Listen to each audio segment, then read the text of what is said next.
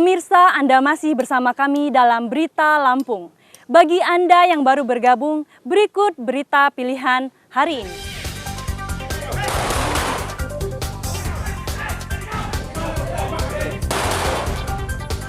Geng remaja kabur ke sungai di Bandar Lampung saat terpergok akan tawuran.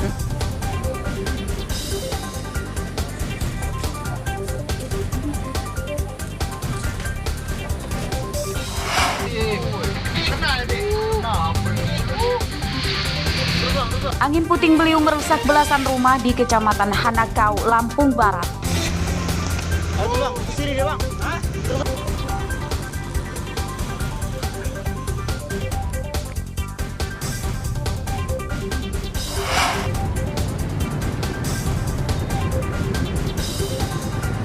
Kelangkaan BBM jenis solar dan Pertalite di SPBU sepanjang Jalan Sumatera Lintas Barat kian parah.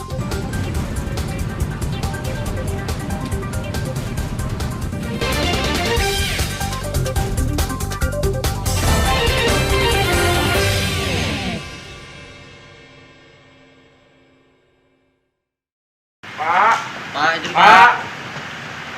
Penggeledahan di gedung Rektorat Universitas Lampung di Bandar Lampung oleh tim penyidik KPK berlangsung hingga Senin malam sekitar pukul 22.00 waktu Indonesia Barat.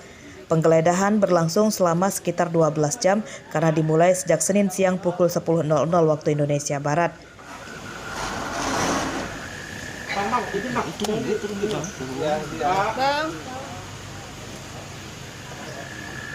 Penggeledahan dikawal ketat rombongan polisi bersenjata laras panjang. Penggeledahan disebut-sebut berlangsung lama di ruang kerja Rektor Unila Karomani yang kini ditahan KPK.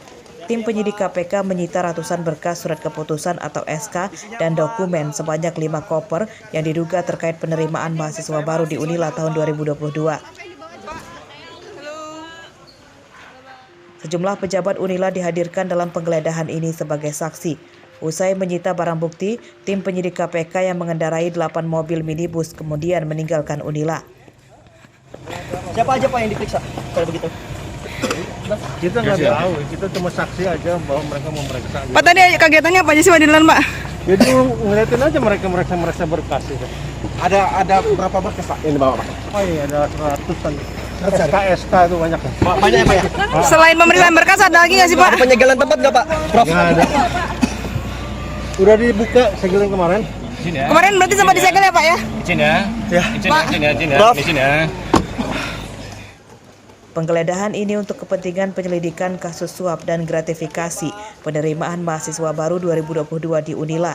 KPK telah menetapkan 4 orang tersangka Rektor Unila Karomani, Wakil Rektor 1 Bidang Akademik Heryadi, Ketua Senat Unila Muhammad Basri, dan keluarga mahasiswa pemberi suap bernama Andi Desviandi. Arsadi Saputra melaporkan dari Bandar Lampung.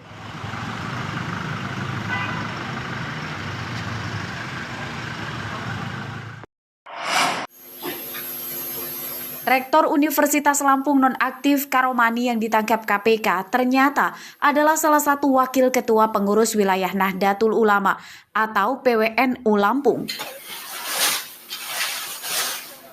Menyikapi hal itu, pengurus PWNU Lampung menyatakan tidak akan membela Karomani. Mereka prihatin sekaligus menyesalkan perbuatan Karomani. PWNU Lampung menghormati proses hukum yang berjalan dan tidak akan melakukan intervensi apapun. Ini disampaikan Wakil Ketua PWNU Lampung Juwendra Asdiansyah di kediamannya pada Selasa siang. Menurutnya, dalam kasus itu Karomani murni dalam kapasitasnya sebagai Rektor Unila dan sama sekali tidak terkait dengan jabatannya di PWNU Lampung. Kita menghormati proses hukum, ya. Kita percaya bahwa KPK sampai hari ini adalah lembaga yang kredibel, ya, bekerja dengan profesional. Sehingga kami menghormati apa yang dikerjakan oleh KPK hingga sejauh ini, ya. Dan oleh karena itu bentuk sikap menghormati proses hukum itu yang kita ikuti proses ini.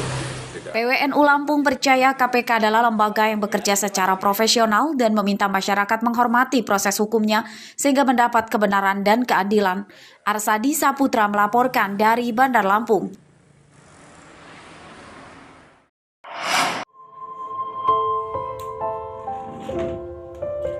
Balita laki-laki bernama Erva Takir berusia 10 bulan menderita sakit hidrosefalus. Kesehatannya terus menurun akibat sakit di kepalanya itu.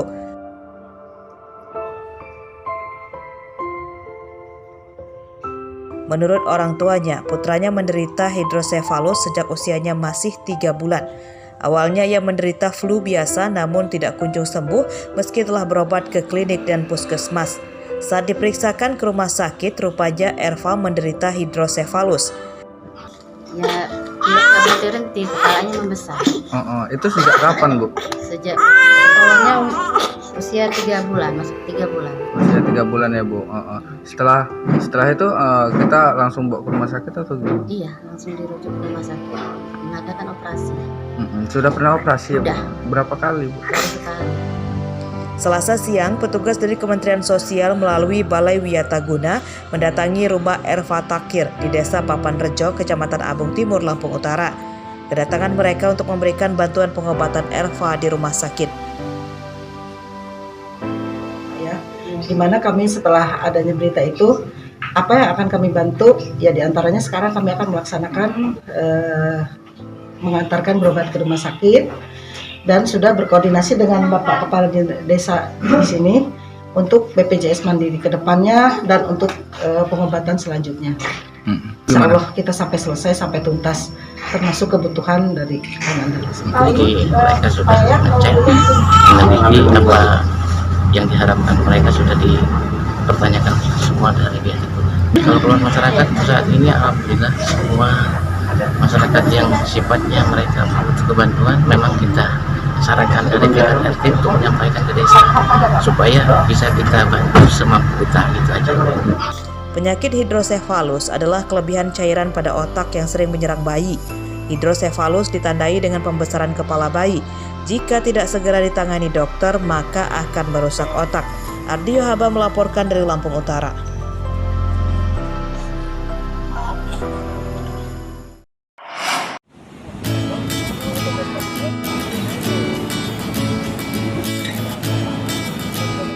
Pantai Pohon Cinta di Desa Lemong, Kecamatan Lemong, Pesisir Barat adalah sepotong surga yang belum banyak diketahui warga. Pantai yang masih sangat alami itu diproyeksikan bisa jadi ikon wisata terbaru di daerah ujung barat Lampung.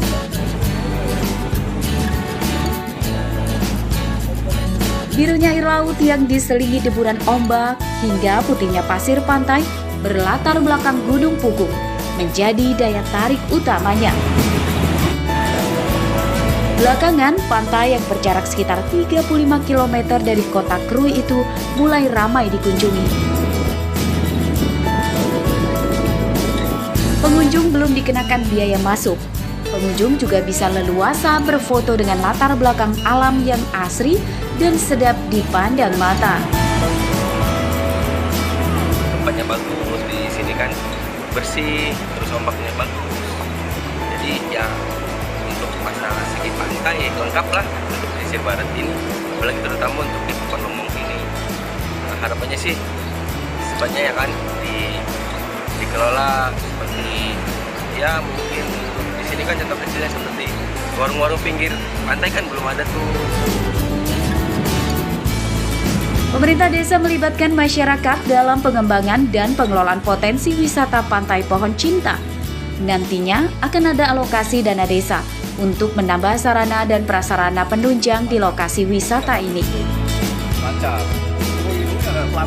Ya untuk pengembangnya mungkin kita agak dari nanti kita cover dengan dana desa, kayak pembangunan rumah istirahat atau kayak ini, atau untuk PTP untuk permainan anak-anak. Pokoknya nanti bagaimana kita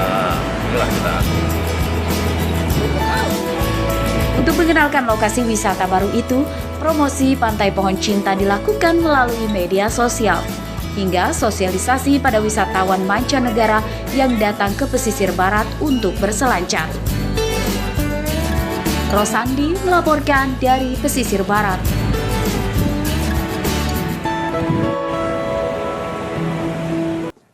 Pemirsa, informasi tadi sekaligus menutup perjumpaan kita pada pagi hari ini. Saya Ine Hermayani beserta seluruh redaksi yang bertugas berterima kasih. Selamat beraktivitas kembali. Sampai jumpa.